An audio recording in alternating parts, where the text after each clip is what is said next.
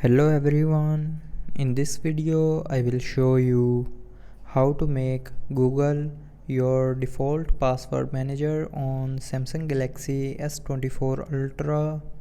So before starting the video, don't forget to subscribe the channel and also press the bell icon.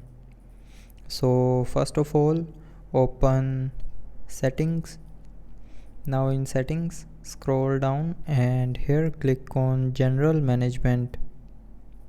Now in general management, scroll down and click on passwords, passkeys and autofill. And here you will see a preferred service option. So tap on this option, and to make Google your default password manager, select Google. Now click on OK. And now the Google is your default password manager.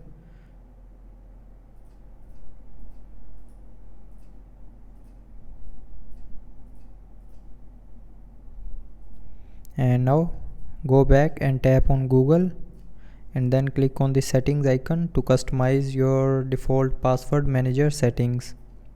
So from here you can turn on or off offer to save password, sign in automatically, or password alerts. So that's how you can make Google your default password manager on Samsung Galaxy S24 Ultra. So I hope you liked the video. Thanks for watching.